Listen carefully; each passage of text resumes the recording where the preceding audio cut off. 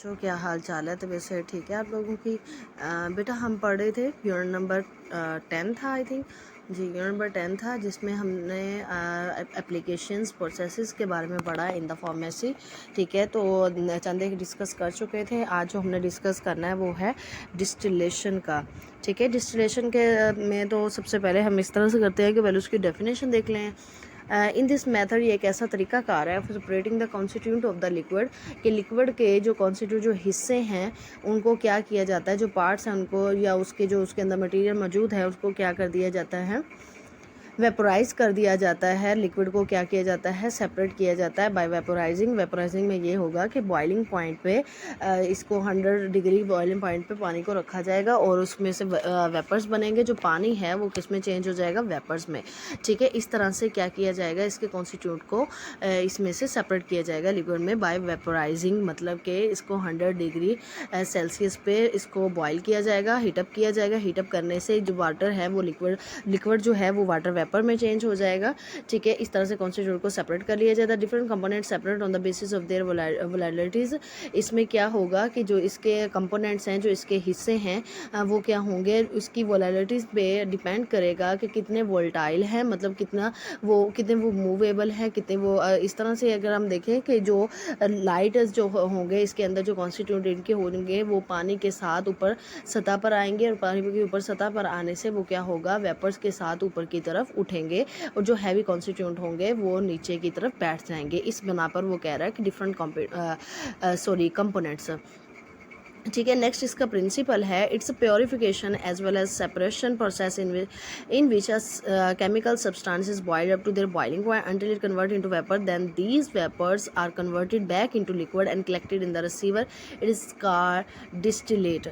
हमारे पास एक ऐसा ये प्योरिफिकेशन का और सेपरेशन का प्रोसेस है। केमिकल सब्सटेंस का क्या किया जाता है, उनको बॉयल अप किया जाएगा, बॉयल किया जाएगा उनके बॉइलिंग पॉइंट तक। फिर क्या होगा कि ये वेपर में कन्वर्ट हो जाएगा और वेपर में कन्वर्ट होने के बाद जो वेपर्स होंगे उसकी सतह अगर ऊपर से बंद की होगी तो वेपर्स ऊपर की तरफ उठेंगे और अपर सरफेस पे जाकर अटैच हो जाएंगे। अपर सरफेस पर अटैच होने पर वो कूल अप होकर वापस लिक्विड में चेंज हो जाएंगे और उन्हें रिसीवर में क्या कर लिया जाएगा, कलेक्ट कर दिया जाएगा। इसको कहते हैं डिस्टिलेट। अपरेटस मतलब इसमें क्या क्या चीज़ें, अपरेटस में कौन कौन सी चीज़ें इसमें क्या होंगी, इन्वॉल्व होंगी। स्टील द वेसल और the container with the liquid is heated. एक ऐसा कंटेनर होगा जिसमें पानी को क्या किया जाएगा, हीटअप किया जाएगा। कंडेंसर आएगा through which the cold water is circulated to carry out the condensation. Condensation में क्या होता है कि आपके पास जो गैस मॉलिक्यूल होंगे जो वेपर की सूरत में होंगे वो किस में चेंज हो जाएंगे, कंडेंस हो जाएंगे, ठंडे हो जाएंगे और किस में चेंज हो जाएंगे, वाटर में। ठीक है, कंडेंसर वो होगा जो कि गैस पार्टिकल्स को, जिसको हम वेपर कह रहे हैं, उनको चेंज कर देगा किस में, लिक्विड में ठंडा करके। ठीक है, रिसीवर जो है वो हमारे पास वो अपने नाम से बता रहा है कि ये जो वाटर मॉलिक्यूल जो है वो कंडेंस हो जाएंगे, ठंडे हो जाएंगे, तो उनको ये क्या कर लेगा, कलेक्ट कर लेगा। ठीक है बेटा, types of distillation basically 4 types हैं इसकी, सिंपल, स्टीम, फ्रैक्शनल और द वैक्यूम डिस्टिलेशन, जिसको हम 1 बाय 1 करके डिस्कस करेंगे।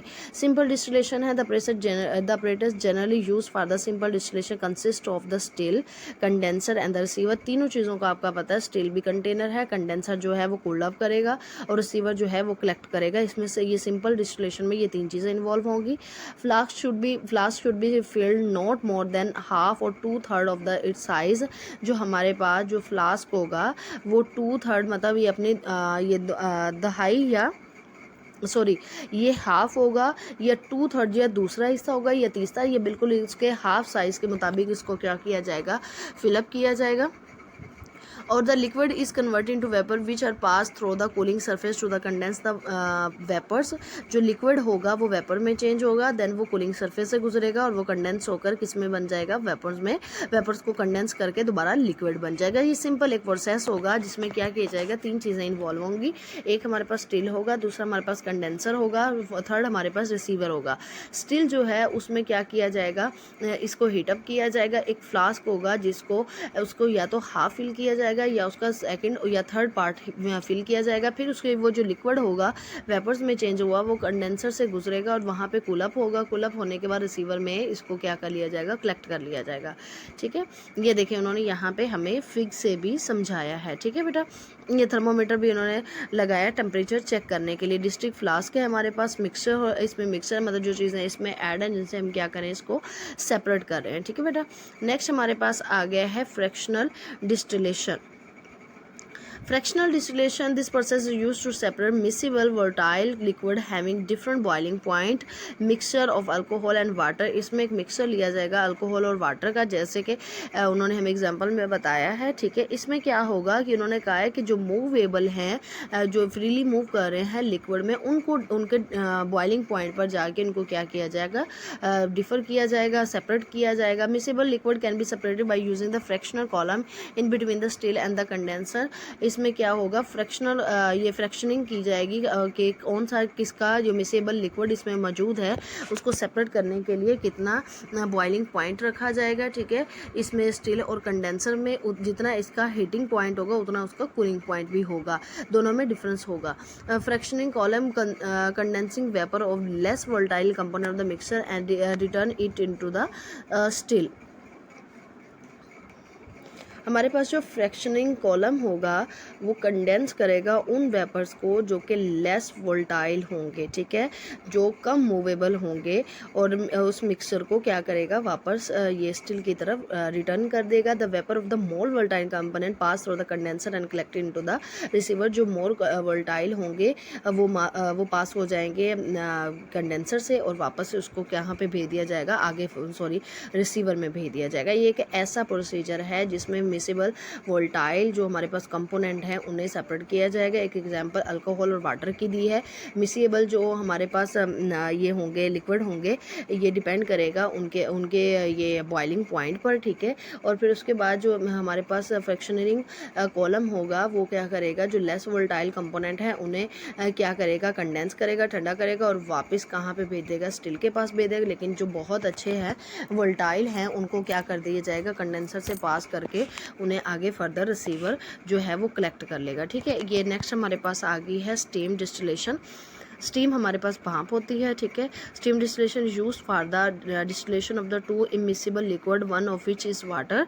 ठीक है, the distillation operators consist of the steam generator fitted with a tube which carries the steam to the flask containing the liquid. Steam distillation एक ऐसा process है जिसमें टू इमिसिबल जो कि हल नहीं होने वाले हैं उनको किया जाएगा, सेपरेट किया जाएगा, जिसमें एक जो है वो वाटर होगा। इसका जो ऑपरेटर्स होगा वो कंसिस्ट करता है steam generator fitted with the tube, जो कि एक ट्यूब के साथ फिट किया होगा, जिसके अंदर क्या होगी, आपको स्टीम मिलेगी, आपको फ्लास्क मिलेगा। ठीक है, when steam is pass of the mixture of this liquid, जब ये स्टीम है जब ये स्टीम पास करेगी, गुजरेगी किसके पास से, इन लिक्विड के मिक्सचर के पास से, boiled at which much lower temperature than the boiling point of the pure water. बेटा इसमें जो टेम्परेचर है वो लो रखा जाएगा, एज सच जो इसका बॉइलिंग पॉइंट है उससे कम रखा जाएगा। The vapours are allowed to pass the condenser and distillate form two layer which are separated from each other as completely as possible. ये क्या होंगे, वेपर जो है कंडेंसर के पास से गुजरेंगे, ठीक है, और डिस्टिलेट हो जाएंगे, दो लेयर बनाएंगे ये, जो कि कम्प्लीटली एक दूसरे से क्या होंगी, डिफर होंगी। ठीक है, जहाँ तक पॉसिबल होगा। This method is use for the distillating heat sensitive compound as volatile oil, clove oil और द एक्लियोपेटस। हमारे पास ये जो हीट सेंसिटिव कंपाउंड्स होते हैं जो कि वोल्टाइल होते हैं उनको सेपरेट करने के लिए इस्तेमाल किया जाता है। ठीक है बेटा, नेक्स्ट हमारे पास आ गया है vacuum distillation. Vacuum distillation, the liquid which are the decompose at their boiling point under atmospheric pressure can be distilled at much lower temperature when pressure is reduced on the surface of the liquid। हमारे पास ये vacuum distillation है जिसमें क्या होगा, जो liquid है decompose हो जाएगा आके अपने बॉइलिंग पॉइंट पे एटमॉस्फेरिक प्रेशर पर, और इसको डिस्टिलेट किया जाएगा अंडर द लोअर टेम्परेचर, जो कि प्रेशर जो है रिड्यूस हो जाएगा on the surface of the liquid हमारे पास ये वैक्यूम है जिस पे सिर्फ अप्लाई हो रहा होगा एटमॉस्फेरिक प्रेशर और जो कि इसको क्या कर देगा, चेंज कर देगा। This process is carry out in the Clason flasks have two neck through one inserted thermometer and attached to the condenser and then hold fine capillary side tube of the receiver connected to the vacuum pump. A pressure gauge is inserted B by W receiver and the vacuum pump. ये जो procedure है ये इस एक flask में किया जाएगा जिसके दो नेक होंगे, एक को इंसर्ट किया जाएगा थर्मोमीटर के साथ और दूसरे को अटैच किया जाएगा कंडेंसर के साथ, ठीक है। और जो कि क्या करेगा, जो हमारे पास साइड ट्यूब होगी वो रिसीवर होगी जो कि कनेक्टेड होगी वैक्यूम पंप के साथ और प्रेशर गेज उसके ऊपर लगाया जाएगा और ये क्या होगा, इसको फिर आगे फर्दर रिसीव कर लिया जाएगा इम्प्योरिटीज़ जो होंगी इसके अंदर, ठीक है बेटा। आगे हमारे पास इसकी एप्लीकेशन आ गई है। Distil water, rose water and other pharmaceutically active ingredient obtain by the distillation. Distillation के ज़रिए क्या किया जाता है, डिस्टिल्ड वाटर को, रोज़ वाटर को और अदर फार्मास्यूटिकली एक्टिव इंग्रेडिएंट को सेपरेट किया जाता है। Steam distillation use for the excretion of the volatile oil from their crude oil, crude drug, एनियस और द एक्लियोपेटस। आ गया हमारे पास petrol, kerosene, fuel oil, lubricant oil produce from the fractional distillation of the crude oil for the purification the separation of the miscible और immiscible liquid. इसमें जो basically हमारे पास डिस्टिलेशन एक प्रोसेस है वो प्योरिफिकेशन का हमारे पास एक प्रोसेस है जिसमें क्या किया जाता है कि फर्दर जो हमारे पास लिक्विड में इम्प्योरिटीज़ हैं उनको सबको सेपरेट करके उसको प्योरीफाई करता है, ठीक है। ये इसकी एप्लीकेशन थी। नेक्स्ट हमारे पास है एग्जीकेशन।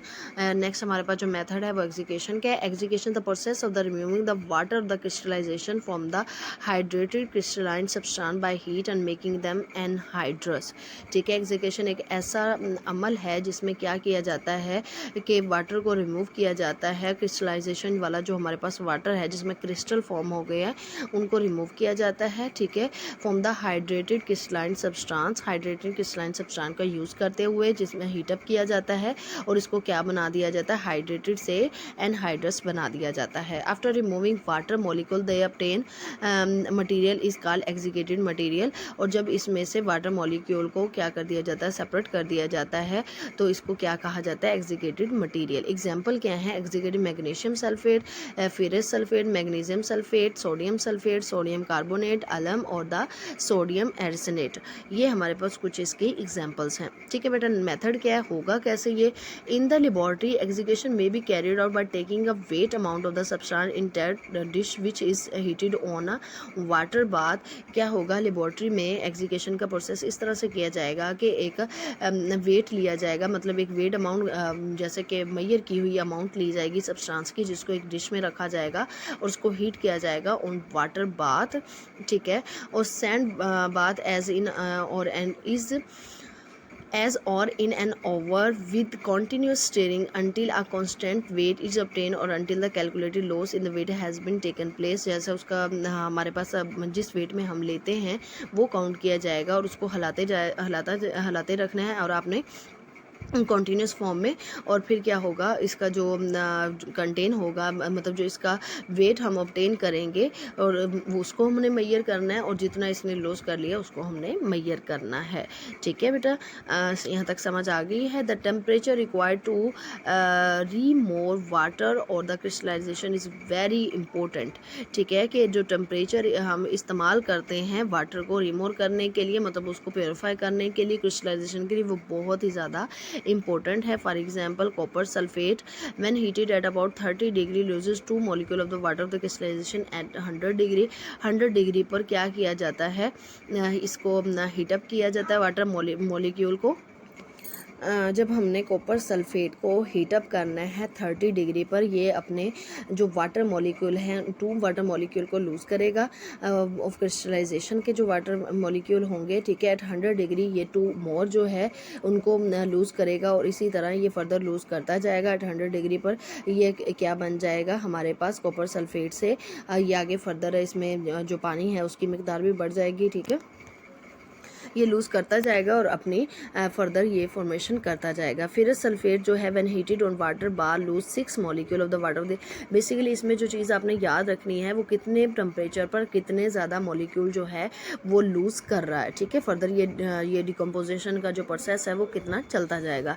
But when further heated to remove last water molecule decomposition take place, hence the ferrous sulfate with one molecule of the water the crystallization is called exaggerated ferrous sulfate, ठीक है।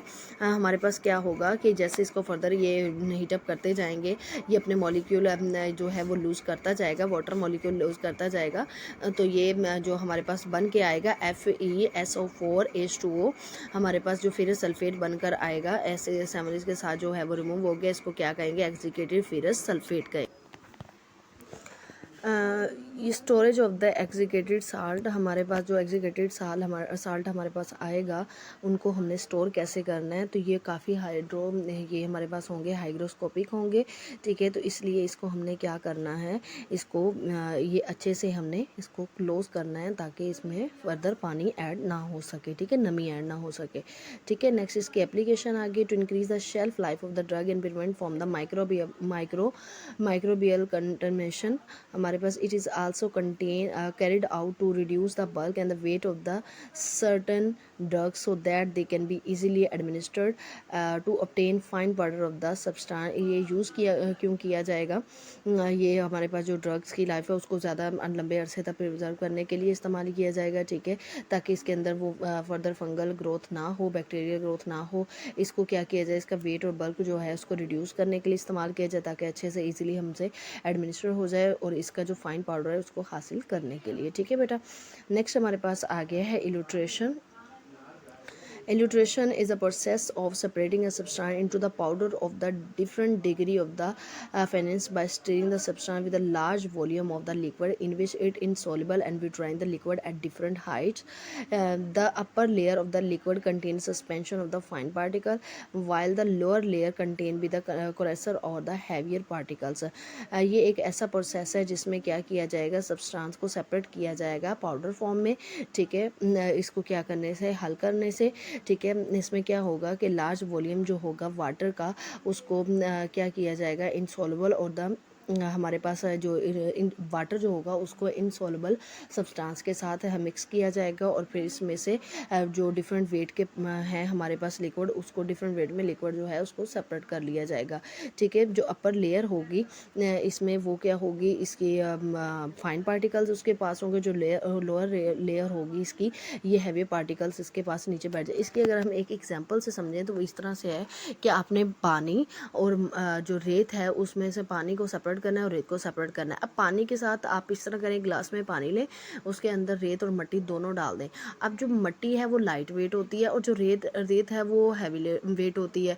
तो जब आप उसे mix up करेंगे, उसको हल करेंगे, तो क्या होगा कि जो मिट्टी है वो अपर सरफेस पर आ जाएगी और जो रेत है वो क्या होगी, वो नीचे बैठना शुरू हो जाएगी। उसको फिर क्या किया जाएगा, पानी को सेपरेट कर लिया जाएगा और रेत को सेपरेट कर लिया जाएगा। इस प्रोसेस को कहते हैं इल्यूट्रेशन। Illustration on large scale is carried out in the illustration tank consisting of the vessels of the large capacity having taps placed at the different interval from the top to bottom। ये large scale पर इसको इस्तेमाल किया जाता है। इसमें हमारे पास इल्यूट्रेशन tank होगा जो कि वेसल्स पर मुश्तमिल होगा और उसके पास लार्ज कैपेसिटी होगी, काफ़ी गुंजाइश होगी, उसके पास स्टेप्स होंगे जो कि डिफरेंट इंटरवल पर टॉप टू बॉटम अटैच होंगे, ठीक है। So that the liquid can B draw at different level, ताकि जो हमारे पास लिक्विड है वो डिफरेंट लेवल पर उसको क्या किया जाए, निकाल लिया जाए। On the small scale it's carried out in the elutriation jar, it just made of the glass and usually only on the 3 taps. जो हमारे पास छोटे पैमाने पर इसको किया जाएगा वो छोटे से जार में होगा, इल्यूट्रेशन जार में होगा, और इसमें क्या होगा कि हमारे पास जो टैप होंगे वो सिर्फ 3 होंगे, ठीक है। एग्जांपल है chalk is prepared from the native CaC calcium carbonate by the elutriation the calcium carbonate is first elutriated with the water that the large volume of the water is added to the mixture and it is stirred briskly after which different layer of the liquid with the different size of the particle can be separated. Upper layers बेटा इतनी मुश्किल जो है इसमें example करने की ज़रूरत नहीं है, जो मैंने आपको पानी, रेत और मिट्टी की एग्जाम्पल बताई है आप वही कर लें, ठीक है। एप्लीकेशन आगे भी क्या इसकी एप्लीकेशन है, कैलेमाइन में B produce in the same manner from the native zinc carbonate. जो हमारे पास कैलेमाइन है वो भी इसी तरह जिंक कार्बोनेट से हमारे पास सेम मैनर में बनकर हमारे पास आएगा। Kaolin is also prepared from the pharmaceutical purpose by the elutriation. Chalk is produce from the native CaCO3 by the elutriation. ठीक है बेटा। नेक्स्ट हमारे पास जो प्रोसेस आ गया है वो है इवेपोरेशन का अमल। बेटा इवेपोरेशन का अमल जो है वो कुछ इस तरह से है कि आप उससे अच्छी तरह से वाकफ़ हैं, आप जानते होंगे। ठीक है। Evaporation is a phase transition from the liquid phase to the gas phase that occur at the temperature below the boiling temperature at given pressure. It is a type of the vaporisation of the liquid that contain only in the surface of the liquid. Evaporation produce cooling effect in summer. When sweat evaporate it produce cooling effect on the skin. बेटा आपने कभी देखा होगा कि हमें इतनी गर्मी होती है और जैसा कि अब चल रही है अच्छी खासी गर्मी, ठीक है, तो उसमें क्या होता है कि आपको स्वेटिंग होती है, आपको पसीना आता है, ठीक है, लेकिन जब काफ़ी ज़्यादा गर्मी से उठ के पसीने से शराबूर होकर जब आप उठ कर जाते हैं पंखे के नीचे तो आपको ठंड महसूस होती है। कभी आपने ये सोचा है कि मतलब ये ठंड क्यों महसूस होती है? हमें तो गर्मी लगनी चाहिए ना, हमें तो उकताहट होनी चाहिए, लेकिन हमें तो ठंडा ठंडा फील होता है। इसकी वजह क्या होती है कि जब हमारे जिस्म पर हमारे जो स्वेटिंग ग्लैंड हैं वो जब स्वेटिंग कर रहे होते हैं तो वो वाटर ड्रॉप्स के साथ लिक्विड के साथ हमारे बॉडी से हीट मॉलिक्यूल को भी आउट कर रहे होते हैं। तो इस तरह से हमारी बॉडी में क्या होता है, हीट का जो टेम्परेचर जो है वो कम हो रहा होता है और जब इस वजह से हमें क्या होता है वो ठंड लगना शुरू हो जाती है, हमें ठंडा ठंडा फील होना शुरू हो जाता है। एवेपोरेशन का अमल भी कुछ ऐसा ही है जो कि लिक्विड को किस में चेंज करेगा, माया को गैस में चेंज करेगा। ये भी जो हमारे पास हमने अभी पीछे पढ़ा है वेपोराइजेशन जो है उसका ही एक अमल है। थस प्रैक्टिकली वेपोरेशन में be defined as a removal of liquid from the solution by boiling the solution in a suitable vessel. ठीक है। वेपोरेशन का अमल आप इस तरह से भी कर सकते हैं कि जैसे आप एक कंटेनर में पानी लें, उसको आप रख दें, चूल्हे के ऊपर रखते हैं, ठीक है, और आप आग जला दें और जैसे वो पानी जो है वो आहिस्ता आहिस्ता जो पानी है इसकी एक खासियत है, ये देर से गर्म होता है और देर से ठंडा होता है। ठीक है। तो क्या होगा कि ये आहिस्ता आहिस्ता जो आग को जो इसका टेम्परेचर उसको गेन करेगा और फिर ये क्या होगा, आपको ये उबलता हुआ नज़र आएगा और उबलते हुए पानी में आपको गैस मॉलिक्यूल भी नज़र आएंगे जो कि ऊपर की तरफ उठ रहे होंगे, जिसको आप भाप का नाम दोगे। ठीक है बेटा। अब फैक्टर कौन से हैं? Flow rate of the air जो है वो भी काफ़ी इफ़ेक्ट करती है। Higher the flow rate greater will be the rate of the evaporation. जितना हवा का बहाव तेज़ होगा उतना ही वेपोरेशन का रेट ज़्यादा होगा। ठीक है। इंटरमोलिकुलर फोर्सेस ये भी डिपेंड करता है कि अगर आपके जो मॉलिक्यूल हैं उनके दरमियान में जो फोर्स मौजूद है, इंटरमॉलिकुलर फोर्स जो मौजूद है, अगर वो स्ट्रॉन्ग है तो इसको वेपोरेट होने में काफ़ी टाइम लगेगा। ठीक है। Surface area the surface area greater will be the rate of the. अगर सरफेस एरिया बहुत ज़्यादा होगा तो वेपोरेशन का अमल भी बहुत ज़्यादा होगा। जैसे कि आपने देखा होगा कि अगर फ़र्ज़ करें कि मैं यहाँ पे एक गिलास पानी का लेती हूँ और मैं यहीं पे अगर ज़मीन पे गिरा देती हूँ तो आफ्टर लगा लें आप मैक्सिमम कोई चंद मिनट लगा लें, चंद मिनट के बाद आपको वहाँ पे गायब होगा। लेकिन ऐसा तो नहीं है कि वेपोरेशन वो जो एक गिलास पानी का यहाँ पे गिरा है और वो क्या हुआ है कि फ़ौरन वहाँ से बारिश होना शुरू हो जाए, ऐसा तो नहीं होता। तो क्योंकि यहाँ पे क्या है, वेपोरेशन का रेट बहुत कम है। ठीक है। अगर इसी जगह पर हम ऐसा करते हैं कि देखते हैं जैसे कि वो हमारे पास होती हैं ओशंस वगैरह होते हैं, रिवर वगैरह होते हैं, तो वहाँ पे वेपोरेशन का अमल बहुत ज़्यादा, क्योंकि उनका एरिया ज़्यादा होता है। ठीक है। सूरज की जो रोशनी है, जो रेज़ हैं, वो डायरेक्ट पड़ रही होती हैं, जिसकी वजह से वेपोरेशन का अमल बहुत ज़्यादा होता है। वेपोरेशन का अमल बहुत ज़्यादा होने की वजह से हमारे पास सैचुरेशन पॉइंट आ जाता है। टेम्परेचर जो है बहुत हाई होने से उसने तो वेपोरेशन का अमल कर दिया, वाटर वेपर्स ऊपर आसमान की तरफ उठ गए, वो जाके क्लाउड्स की फॉर्म में वहाँ पर इकट्ठे हो गए और फिर क्या हुआ, सैचुरेशन पॉइंट आ गया और सैचुरेशन पॉइंट आते ही फिर क्या होती है, बारिश होती है। ठीक है बेटा। Temperature of the substance greater the temperature greater will be the rate of the evaporation. हाँ, जितना ज़्यादा टेम्परेचर होगा उतना ही ज़्यादा वेपोरेशन का अमल होगा। आपने देखा होगा कि सर्दियों में अगर पानी कहीं खड़ा है तो वो खड़ा ही रहता है क्योंकि टेम्परेचर बहुत कम होता है। गर्मियों में क्या होता है कि जहाँ पे थोड़ा सा पानी गिरा, आपने कपड़े अभी मतलब धो के सुखाए ही हैं, खड़े ही किए हैं, तो वो मिनटों में क्या होते हैं, सूख जाते हैं। ये totally depend on temperature. Density क्या है? Higher the the density slower the liquid will be evaporate. गुंजाइश, डेंसिटी जो है इनकी जितनी भी पानी की डेंसिटी जो है वो हाई होगी, एवेपोरेशन का जो अमल है वो उतना ही लो होगा। ठीक है, एग्यूटेशन आ गया, the process of the increase the rate of the evaporation आ गया। ठीक है, एटमॉस्फेरिक प्रेशर, एटमॉस्फेरिक प्रेशर जो है वो भी बहुत ही ज़्यादा अमल अदा करता है। टेम्परेचर जो प्रेशर है वो एक दूसरे के एंटी प्रोपोर्शनल है। अगर आपका टेम्परेचर बढ़ेगा तो आपका प्रेशर कम होगा, और अगर प्रेशर कम होगा तो टेम्परेचर बढ़ेगा। ठीक है, concentration of the other substance in the air, जो it is if the air is already saturated with other substance then the substance will evaporation more slowly. ठीक है, इसकी एग्जांपल मैं आपको कुछ इस तरह से बताती हूँ कि हमारे पास ये है कि बहुत ठंडी तेज़ हवाएं चल रही हैं। ठीक है, बहुत ठंडी तेज़ हवाएं चलने की वजह से क्या हुआ कि अगर आपने एक गिलास पानी का यहाँ पे, चलो एक गिलास छोड़ो, हम कंटेनर ही पूरा गिरा देते हैं तो कोई असर होगा? अगर इसी जगह पे अगर गर्म हवा पानी से वो गुजरती है पानी के ऊपर से, तो वो तो काफ़ी वाटर वेपर्स बहा के अपने साथ ले जाएगी। ठीक है, तो इस तरह कंसनट्रेशन भी वैल्यू रखती है। Difference between the boiling point and the evaporation, हाँ ये बहुत अच्छी बात उन्होंने की है कि वेपोरेशन और बॉइलिंग पॉइंट में फ़र्क क्या है। Evaporation differ from the boiling that the evaporation take place at all temperature where the boiling take place only one temperature at given pressure. कि हमारे पास जो एवेपोरेशन का अमल है वो किसी भी टेम्परेचर पर शुरू हो जाएगा। ठीक है, लेकिन जो बॉइलिंग पॉइंट है वो अपने ही पॉइंट पर क्या होगा, बॉइलिंग पॉइंट आएगा अपना, जो उन्हें 100 डिग्री सेल्सियस उन्होंने किया हुआ है, पानी का सेट किया हुआ है, उसने अगर उबलना है तो वो 100 डिग्री पर ही उबलेगा, अदरवाइज वो नहीं उबलेगा। अगर मैं आपको बताती हूँ वेपोरेशन कुछ इस तरह से ले लेते हैं कि गलियों में पानी खड़ा होता है। ठीक है, और टेम्परेचर बारिश के बाद आहिस्ता आहिस्ता से थोड़ी सी धूप निकलती है और पानी जो है वो सूखना शुरू हो जाता है। ठीक है, और करते कराते ये तो नहीं वेट करता कि पूरी तरह से वो सूरज निकलेगा तो ही पानी ने वेपोरेट करना है, अदरवाइज पानी जो है वो खड़ा रहे, ऐसा नहीं है। ठीक है, जैसे ही थोड़ी सी सूरज की किरणें ज़मीन पर पड़ती हैं तो वेपोरेशन का अमल जो है, टेम्परेचर बढ़ेगा तो वेपोरेशन का अमल शुरू हो जाएगा। इसी तरह से अगर हम ऐसा करते हैं कि एक कंटेनर में पानी लेते हैं और उसे स्टोव पे रख देते हैं, चूल्हे पर रख देते हैं, और जो आंच है उसको हम क्या कर देते हैं, हल्का कर देते हैं, बिल्कुल हल्का, और मैं कहती हूँ कि 5 मिनट में पानी भी गर्म होकर आ जाए, ऐसा तो नहीं होगा क्योंकि उसका वो बॉइलिंग पॉइंट ही नहीं आएगा। ठीक है, ये उन्होंने इसमें बात बताई। नेक्स्ट हमारे पास है difference between the evaporation and distillation. ठीक है, एवेपोरेशन में भी ऐसा है कि हम जो साल्ट्स हैं उसमें से उसको सेपरेट करते हैं, डिस्टिलेशन में भी सेपरेशन है।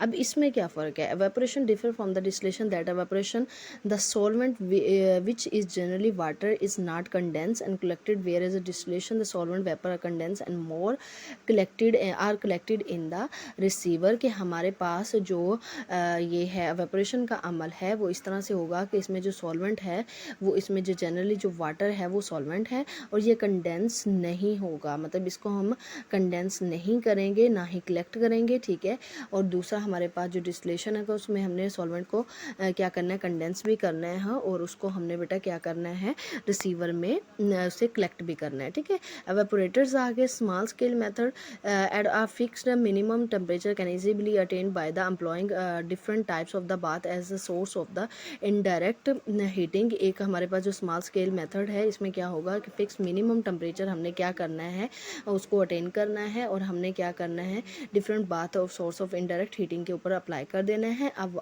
Water bath is most suitable when the liquid are to be heated up 100% और द सॉफ्ट पैराफिन में up to the 150 degree to prevent the decomposition. हमने क्या करना है, स्मॉल स्केल पर हमने एक टेम्परेचर सेट करना है और उस पर हमने क्या करना है, बॉइलिंग करनी है। लार्ज स्केल पर एवेपोरेटिंग पास आ गया, उन्हें manufacturing scale liquid extract containing water as a menstruum and evaporated in open pan called the evaporating pans.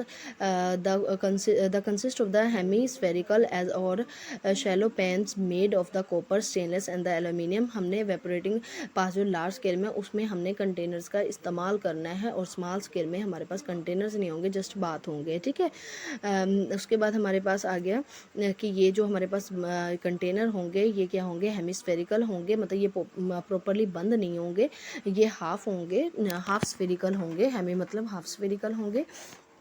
ठीक है, और शैलो होंगे मतलब गहरे होंगे, ठीक है, और कॉपर, स्टेनलेस और एल्युमिनियम और एनेमल्ड आयरन और अदर मेटल के साथ क्या होंगे, बने हुए होंगे, जिसको हम स्टीम जैकेट का नाम देंगे। दिस पेन में बी फिक्स और made to tilt to the remove the product, और इसको क्या किया जाएगा, इस्तेमाल किया जाएगा क्या करने के लिए, जो हमारे पास प्रोडक्ट है उसके टिल्ट को रिमूव करने के लिए। ठीक है बेटा, एडवांटेज क्या होंगे, इससे हमें फ़ायदा क्या होगा, they are the simple, easy and cheap to construct, they are easy to use and clean, stirring of the evaporating liquid can be done easily, मतलब ये हमारे लिए काफ़ी सस्ते पड़ जाएंगे और इस्तेमाल करने भी आसान होंगे, और इसको साफ़ सुथरे तरीके से हम इस्तेमाल भी कर लेंगे। डिसएडवांटेज आ गया, to the whole of the liquid is heated all the time which may lead to the decomposition of the component, ये इसमें जो तमाम जो लिक्विड है उसको क्या किया जाएगा, ऑल टाइम के लिए इसको हीटअप किया जाएगा, और जो कि क्या होगा, इसमें जो कंपोनेंट होंगे वो डिकम्पोज हो जाएंगे। ठीक है, on the evaporating surface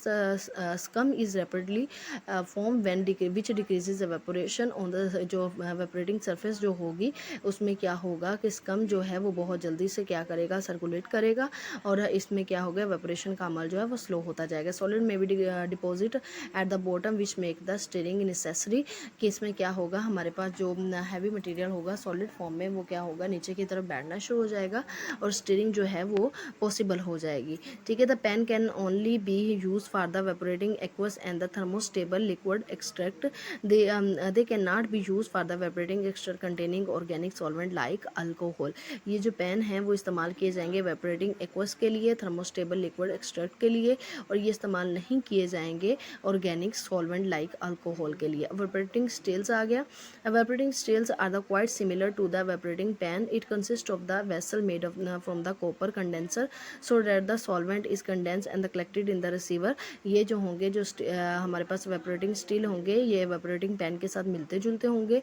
इसमें भी क्या होगा, आपको वेसल मिलेगा जो कि कॉपर से मिलकर बना होगा, कंडेंसर होगा, ठीक है, और जो सॉल्वेंट है कंडेंस होगा और कलेक्ट होगा रिसीवर में। At the lowest point of the pan or tube fitted with the tap is connected for the removal of the product from the pan.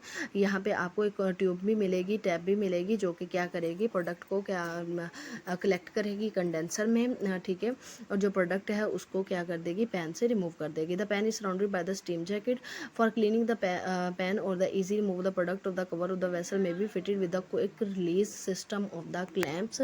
ठीक है, इसको क्या होगा, इसको क्लीन अप करना भी आसान होगा। ठीक है, एडवांटेज क्या है, there very simple to construct and quite easy to clean and the maintain, and the still can be use for the evaporating liquid containing aqueous and other organic solvent. इनको इस्तेमाल करना और इनको क्लीन अप करना बहुत आसान है। ठीक है, और ये वेपोरेटिंग लिक्विड और ऑर्गेनिक सॉल्वेंट के लिए भी इस्तेमाल किए जा सकते हैं।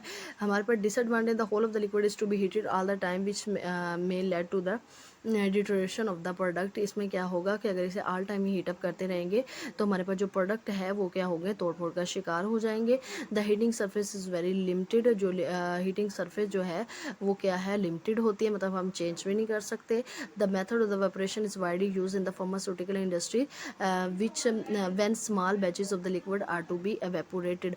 इसमें क्या होगा कि वेपोरेशन जो है फार्मास्यूटिकल इंडस्ट्रीज़ में क्या होती हैं, इस्तेमाल किए जाते हैं वाइडली लार्ज स्केल पर, और इसमें जो स्मॉल बैचेस ऑफ लिक्विड हैं उसको क्या किया जाता है, एवेपोरेट कर दिया जाता है। Application of evaporation, evaporation is one of the most important process in the manufacture of the pharmaceutical.